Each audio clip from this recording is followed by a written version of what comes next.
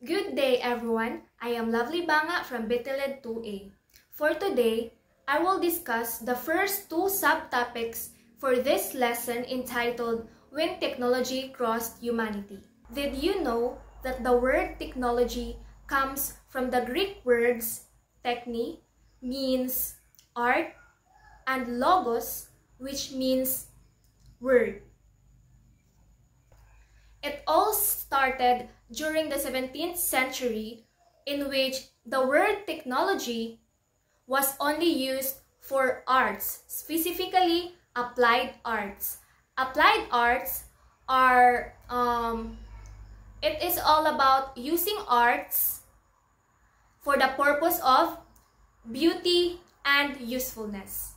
Let's say, for example, a beautiful dress, not only beautiful but also used to protect our body or to cover our body.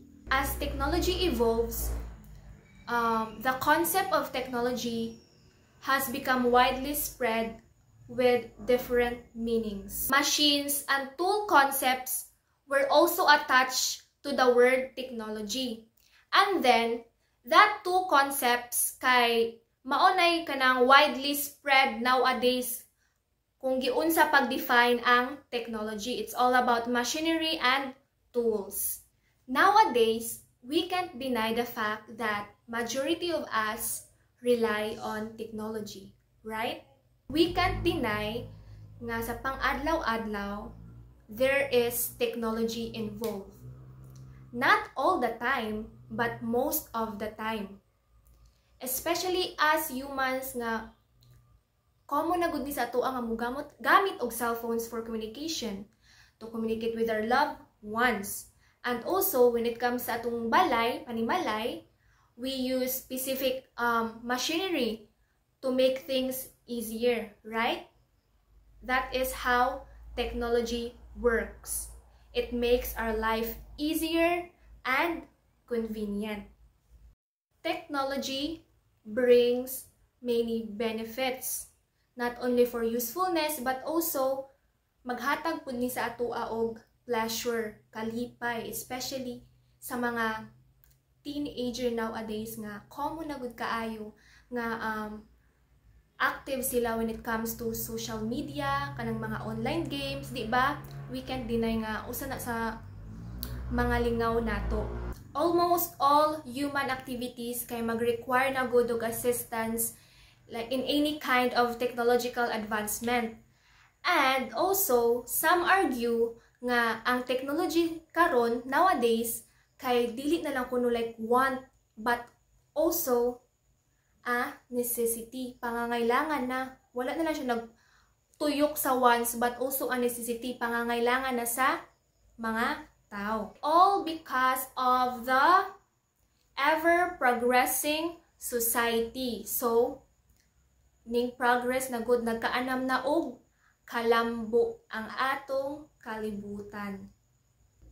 We are very thankful nga nabuhi ta karon nga era in which grabe na gud ka-advance ang technology. Pero dapat gihapon nato i-value ang sa una. Kay to be honest, mas authentic, mas genuine ang sa una. Even though it is kanang dili pagud kay ingon nga mapasayon atong mga buluhaton, but still we have to value that kay dili ni nato maabot ang kung unsay na ang mga advancement karon kung wala to ang katong mga panghitabo from the past. We should also take note, guys, that anything too much is bad. So mo reflect ni siya sa paggamit og technology. So kahibaw na gud karon nga grabe na gud ang paggamit sa technology. So this is a reminder that we should know how to use technology in a good way, like in a responsible way, in a way nga dili maka-harm sa atoa, nga dili ta dapat magpalabi kay di ba too much is bad. So that is why lagi mag-practice kuno ta og self-control sa atong kaugalingon sa paggamit, so that dili siya maka-cause og negative effect sa atua. Kita man ko'y directly ma-affect, di ba? Kaya kita man dyan ang pinaka number 1 nga mo gamit, mo utilize ani sa technology. The first one is the revolution of television. So according to Kantar Media, in the Philippines, 92% of urban homes and 70% of rural homes owns one television set. At least one television set. During that time, nga dili pa kay ingon common ang kanang mga internet, mga social media, ang television ang nahimong ultimate medium for advertisements. So, mo na jud ang pinakagigamit good para i-advertise ang mga mga products, di ba? Nakaabot pa man taan na kay I remember during elementary days kay gamay ra sa atua ang magka-cellphone niya. The reason behind ngano ang television ang the ultimate medium for advertisement kay di ba ang television lagi before, mao'y pinaka-common nga item in every household. Mao nahimong silbi kalingawan sa mga tao before. Mao'y pinaka-main medium for enjoyment ba, for communication, to connect with different people through watching. So, that is why television plays a great role in the lives of people.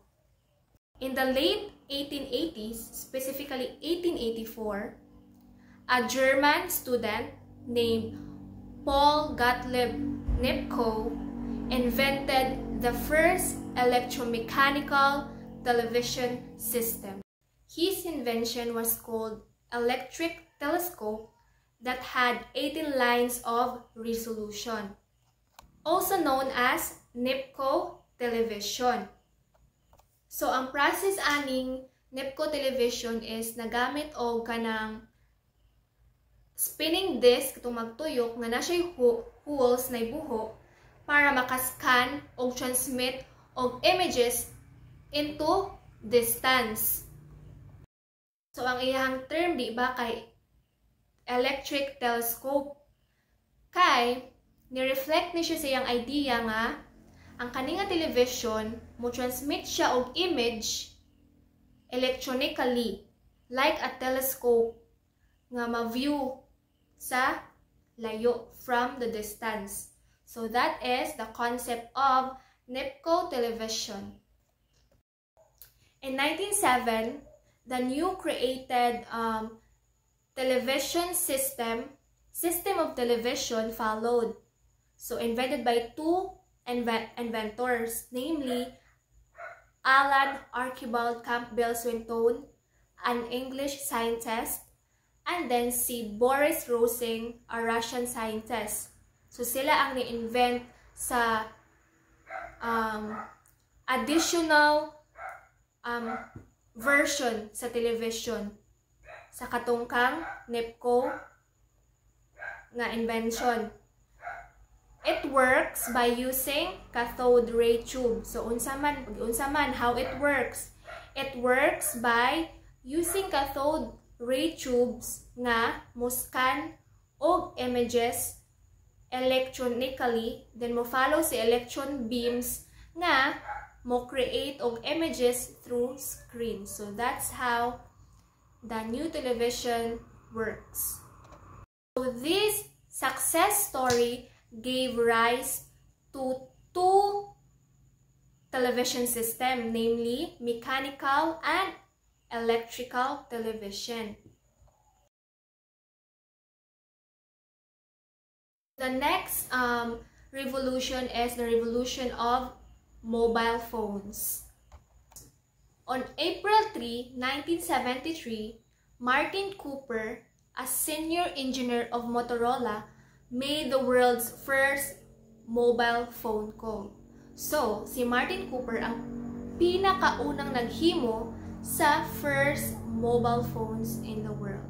Unsa kani? So, ang kaninga mobile phone is, ang weight niya is 1.1 kilograms, then sa length niya kay 228.6, then ang width kay 123, then ang height kay 44.4 millimeter.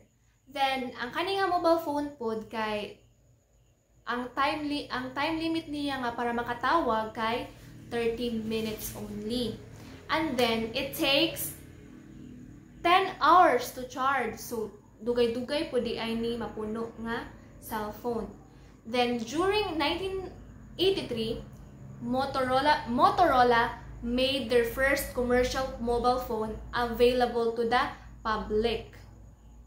Ang tawag day ani nga mobile phone is the Motorola Dynatac 8000X.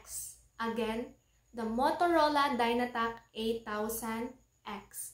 Mao ni ang pinaka-first nga na-invent nga mobile phones. The third and the last one is the revolution of computers and laptops. So during 19th century, an English mathematics professor named Charles Babbage designed the analytical engine, which was used as the basic framework of the computers even until the present time. In general, ang computer di ay kay na-classified siya into 3 generations. The first one is the vacuum tube, then ikaduha kay transistors, then ikatulo kay integrated circuit. Each generation of the computer was used for a certain period of time, and each gave people in a new and improved version of a previous one. The first true portable computer was released during April 1981, and it was called Osborne computer. Again, Osborne computer. It was invented by Adam Osborne, and ang iyang weight is 24.5 pounds and na siya 5 inches screen.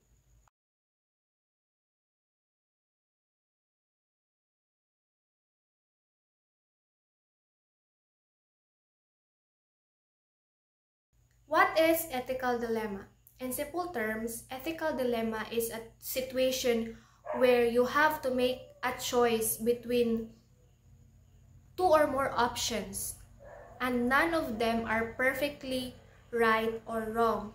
This is very tricky decision nga ma-involve jud diri ang imong moral principles and values.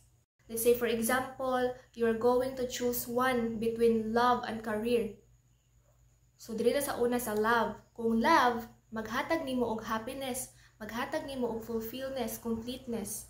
On the other hand, diri ta sa career, maghatag man nimo og success, successful life, life fulfillment, security, sustainability.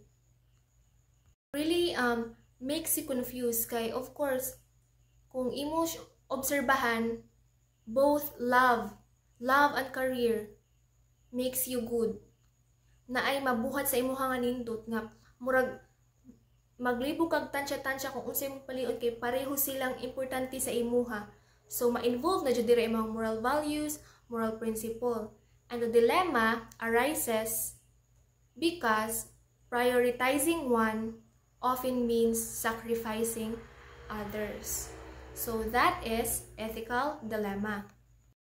Let's now read and understand the ethical dilemmas faced by this technological advancement. So first dilemma is people who develop different kinds of sickness because of too much use of technological devices. The second one is the people in the scientific world nor the children are blameworthy because first, the children are not yet capable of rationally deciding for themselves what is good and what is bad. Second, even creators of technologies went out of their way to inform children of the pros and cons of these technological contributions. It would still be useless because the children have no capacity to understand them yet. The two statement highlights the concern of technology's impact on health. Sa first dilemma kay nag-talk about sa kanang concern sa health issues nga nakuha nila sa technology. So ma-question na gud siya nga, like for example, mahibaw-an sa technology company nga ang ilaha din kanang product nga technology is mauday na nahitabo, grabe impact sa health. Ma-question siya sa tao nga mas gi-prioritize ba nila ang profits or mas mag-redesign sila og bag-o nga ma-mitigate ang kada nga risk, especially sa health. So that what makes ethical dilemma. Nasay two consecuting choices. Sa second dilemma, gi-emphasize dito nga kinsa may mo protect sa mga bata from technology's harm kung sa technology makers itself ug sa bata is wala sa ilaha ang blame. Is it the technology companies? Is it the parents? Is it the government?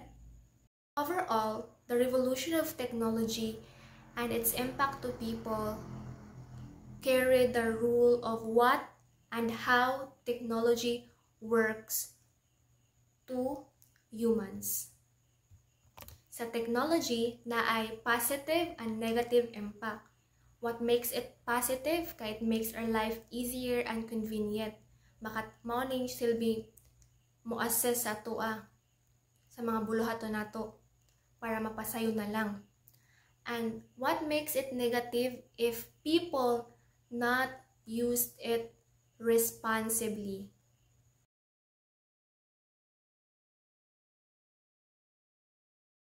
Can you imagine a life without any rights?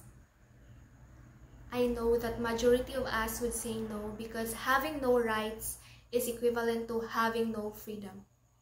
And of course, from the moment we are born, we are entitled to have rights because it is what makes us a human being, having the free will to live in this world. In essence, human rights provide a foundation for living with dignity, freedom, and respect, which is essential for a good life.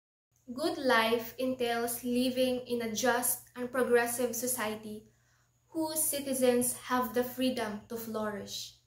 The human person has the autonomy, it means freedom, to make choices which may enable the flourishing of his or her self and society. Human dignity is an ultimate core of our existence.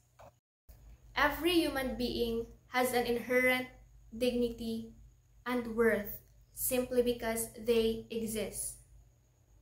The worth we have is equal and applies to all. Human beings become more free when we are empowered to make choices for our flourishing. We become more rational when we are able to value and apply the principles of logic and science in our lives. We become more loving when we ensure that human dignity lies at the foundation of our endeavors, whether scientific or not. It entails knowing one's fundamental human rights that must always be protected in the face of changing conditions. The United Nations General Assembly proclaimed the Universal Declaration Rights as the global standard of fundamental rights for universal recognition and protection. This explicates the fundamental human rights in 30 articles. So take note that the Universal Declaration of Human Rights contains 30 articles. It outlines human rights that are vital and necessary in the pursuit of the good life. These are the freedoms everyone is entitled to and guaranteed with the virtue of being human. Specific articles, 7 specific articles, cover the initial concept, the dual impact of technology, and the evolution of technologies rule in society. Sa kaninga article, mas gi-emphasize diri ang rights sa mga tao in relation to technology. Adopted by the United Nations General Assembly that enshrines the rights and freedoms of all human beings. Drafted by United Nations Committee chaired by Eleanor Roosevelt. So si Eleanor Roosevelt jud ang nangusog ani para ma-implement ni ang kaninga law globally. It was accepted by the General Assembly as Resolution 217 during its third session on December 1948 in Paris, France. Article 1. All human beings are born free and equal in dignity and rights. They are endowed with reason and conscience and should act towards one another in spirit of brotherhood. So, gi-emphasize diri sa Article 1 ang equality, freedom, reasons, and ang atoang konsensya. These include the right to life, the right to fair trial, kanang due process, freedom from torture and other cruel and inhuman treatment, freedom of speech, freedom of religion. Of course, we have the right to choose of kanang kung kinsa ato ang kanang atong paniniwala religiously, and then the right to health, education, and adequate standard of living. So in this article, it emphasizes non-discrimination regardless of who you are as a person, regardless of your gender, your color, your race. There should be non-discrimination to all human beings. So, gi-emphasize diri ang equal treatment na nasud po diri ang katong mga inclusive policies when it comes to gender, race, diba? Kanang mga organizations nato karon gikan na sa kaninga law, ni-reflect na diri, nagikan na siya diri. Like unsa man tong mga inclusive policies ng examples like katong mga inclusive education, kanang mga LGBTQ organization, kanang something that promotes equality to people. Article 3 states that everyone has the right to life, liberty, security of person. So it means, so ang emphasize diri sa Article 3 is ang life, freedom, o safety sa tao. Everyone deserves to live without a form of any harm, detention, or violence. Include the right not to be arbitrarily arrested or detained, to be brought before a court without undue delay, to be free from torture or cruel, inhuman, or degrading treatment, and protection for unlawful killing. So, ang kani, we are protected from the any harm, from the violence.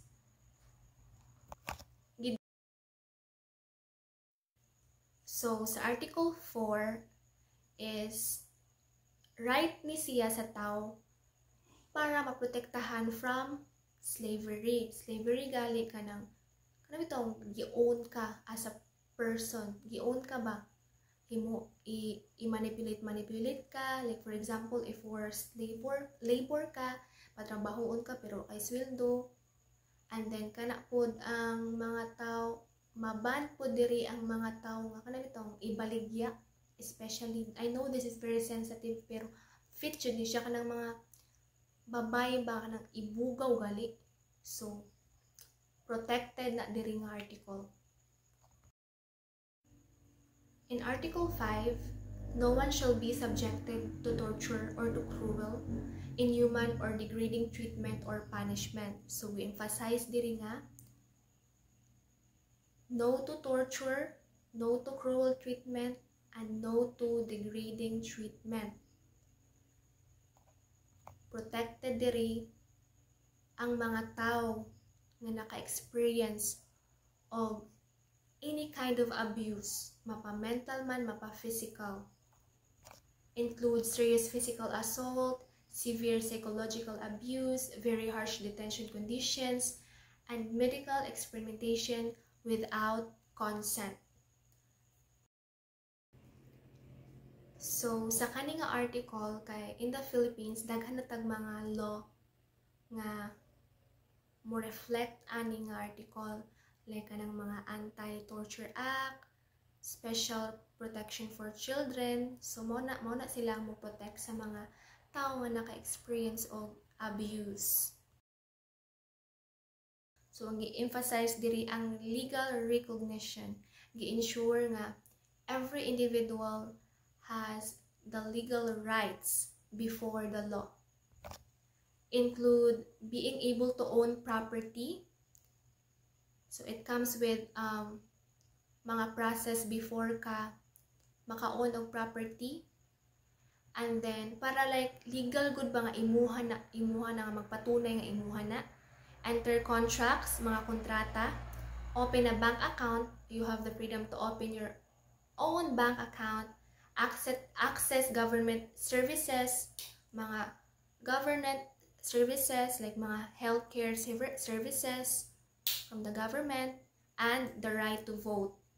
It also means having the right to legal representation, being identified with a name and being legally protected in the court regardless of citizenship or other personal characteristics. So, having the right to legal representation kanang ma-identified ka as your name, as a kagipanganak, more on about sa kanang bitang sa NSO, then protected po ka sa korte regardless of citizenship, bisang unsa pa na imong citizenship or other personal characteristic. Lastly is the Article 7. In Article 7, all are equal before the law and are entitled without any discrimination to equal protection of the law. All are entitled to equal protection against any discrimination and violation of this declaration and against any incitement to such discrimination. So, gi-emphasize diri ang equality before the law. Gi-emphasize po diri ang non-discrimination, dili mang discriminate. It promotes fairness. It includes equal application of criminal justice regardless of race or religion, ensuring that a wealthy person and a poor person have the same due process, of course, because what we have is equal. So in Article 7, all are equal before the law and are entitled without any discrimination to equal protection of the law. All are entitled to equal protection against any discrimination in violation of this declaration and against any incitement to such discrimination. So, sa kaning article, gi-emphasize ang equality before the law and the non-discrimination. So, it includes equal application of criminal justice regardless of race or religion, ensuring that a wealthy person and a poor person have the same due process.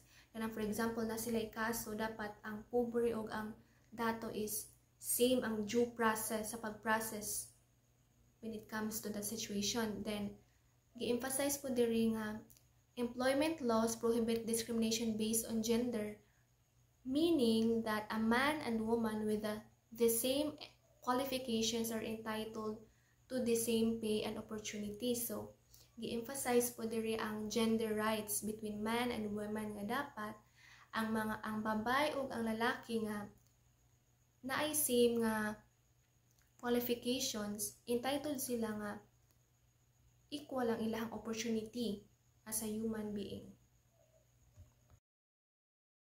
Overall, the Universal Declaration of Human Rights has a long, bloody history. Crafted in 1948 after World War II, the UDHR now serves as a common understanding of what each person's fundamental rights are. These rights apply to everyone, everywhere. It is imperative that we all know and live these rights to prevent injustice and oppression.